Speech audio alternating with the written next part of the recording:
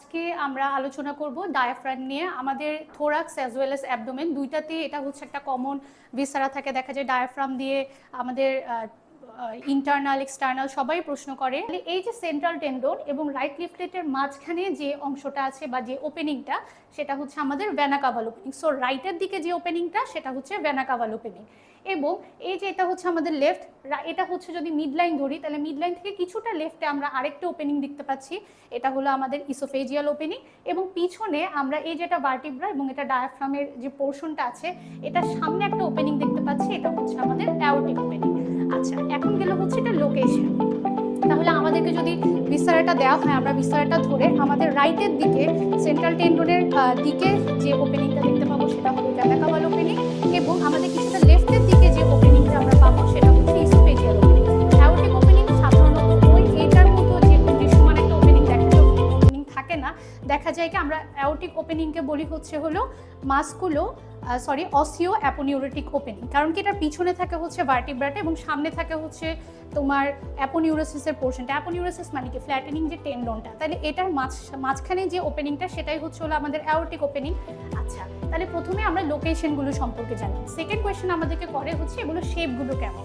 তাহলে এই যে দেখো ইসোফেজিয়াল ওপেনিং যেটা সেটা কিছুটা কোয়াড্রিল্যাটারাল শেপে দেখা যায়। এরপর হচ্ছে আমাদের যে এটা ভেনা কাভাল ওপেনিং।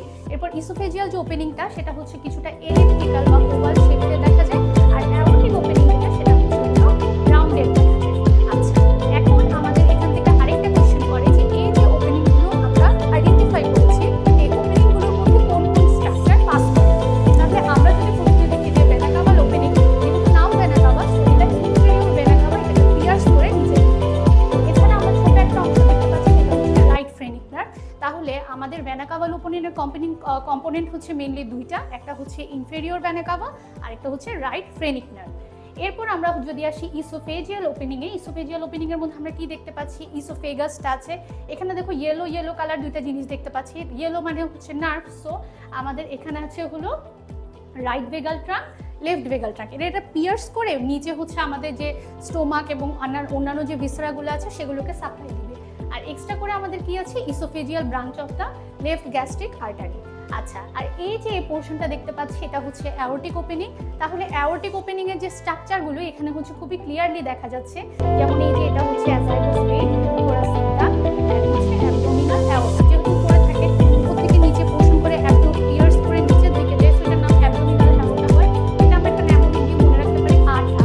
যেমন হচ্ছে দেখো এটা হচ্ছে অ্যাজাইগোস ভেইন, এটা হচ্ছে থোরাসিক ডাক্ট, আর এটা হচ্ছে অ্যাবডোমিনাল অ্যাওর্টা।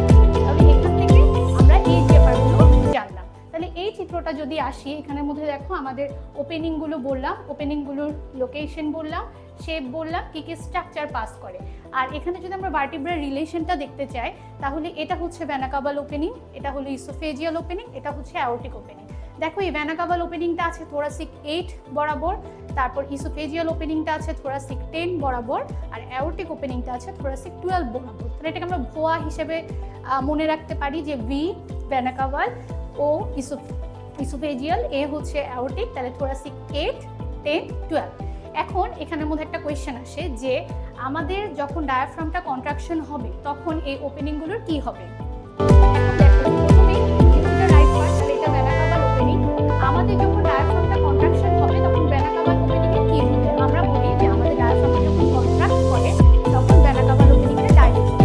এখন তোমাকে ভাইভাতে কোয়েশ্চেন করবে যে এই ডাইলেটেশনের সিগনিফিকেন্স কি, অথবা আমাদের নিজেরও অনেক সময় কোয়েশ্চেন আসে যে এই ভেনা কাভাল ওপেনিংটা আমাদের সেন্ট্রাল টেন্ডিনাস পার্টের মধ্যেই কেন আছে।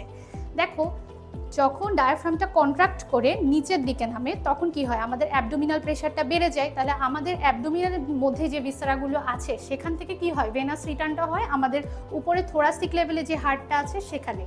এখন যদি আমাদের ডায়াফ্রামটা কন্ট্রাক্ট করলে ভেনা কাভাল ওপেনিংও কন্ট্রাক্ট করতো, তাহলে কি হতো, আমাদের এই যে এতগুলো ভিসেরা থেকে নিচে যে উপরের দিকে ভেনাস রিটার্নটা যাবে সেটা হ্যাম্পার হতো।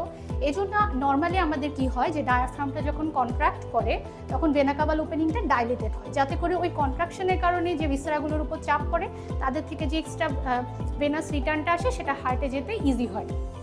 এরপর আমরা আসি হচ্ছে ইসোফেজিয়াল ওপেনিং, মানে হচ্ছে এটা। তাহলে ইসোফেজিয়াল ওপেনিংয়ে কি হয়, যখন কন্ট্রাকশন হয় ইসোফেজিয়াল ওপেনিংও কন্ট্রাকশন কনস্ট্রিকশন। সরি দেখো, তাহলে এই যে আমরা যদি এই চিত্রটা